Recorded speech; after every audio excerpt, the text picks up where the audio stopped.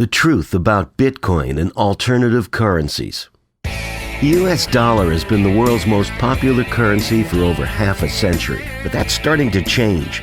Our central bank's been meddling with the value of the dollar, and people are looking to replace it with something better.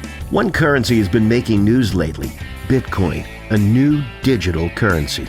Lots of things have been used as currency throughout history: gold and silver, wheat, seashells, tobacco, salt, paper, and numerous other things. Some currencies have stuck around, lots have died off. But why? What makes some currencies better than others? It's not any government decree, it's their properties. Certain properties are essential to a healthy currency, and if we keep score, the US dollar doesn't look so great, especially in comparison to historical favorites like gold and silver, or to Bitcoin. A sound currency stays valuable over time, has a limited supply, and is easily divisible and portable. If we want to compare currencies head-to-head, we need to understand the importance of these qualities. Imagine that a currency doesn't stay valuable over time. For example, let's say we use bananas as a currency. Well, bananas have a lifespan. They eventually rot. A large store of savings in bananas would eventually turn to mush, and nobody wants to trade rotten fruit with each other. The US dollar doesn't rot, but thanks to the central bank, it's lost about 95% of its purchasing power in the last 100 years.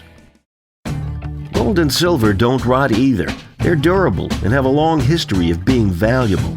Bitcoin also doesn't degrade over time. The ones and zeros will be the exact same 50 years from now. It's a decentralized currency, not issued by any one institution, which means its value is independent of a government or central bank. As long as people find it valuable, it will stick around. Next, imagine a currency without a limited supply. Let's say we use wooden nickels as a currency. What happens when people start carving their own? If people can easily create more currency for themselves, economic prices become meaningless. Since the 1970s, the US dollar has had anything but a limited supply. The central bank has created trillions of dollars out of thin air, devaluing everybody else's dollars in the process. In contrast, the supply of gold and silver has been relatively constant for the last few millennia.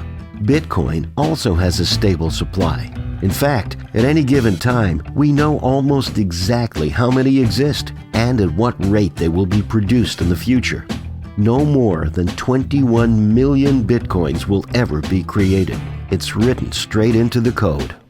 Counterfeiting might also increase the supply of currency by defrauding people. The only difference between money printing and counterfeiting is who's behind it. The result is the same. Fortunately, it's difficult for citizens to counterfeit US dollars, gold, or silver. But what about something digital like Bitcoin? It uses mathematical cryptography and a public ledger called the blockchain to make it impossible to counterfeit. Picture a currency which does not divide easily. What if cows were used as a currency? How would you pay for something like a loaf of bread? A cow is worth much more than one loaf of bread, and it would be very difficult to divide a cow into small enough units to make a fair trade. The dollar divides very easily down to the penny. Gold and silver are a little bit more difficult to divide into small quantities. Bitcoins easily divide down to 100 millionth of a Bitcoin. A sound currency must also be portable. Imagine the difficulty of using cinder blocks as currency. The dollar is easily portable. Gold and silver are less portable, though on a gold standard, people usually carry around paper, which is redeemable in the metals.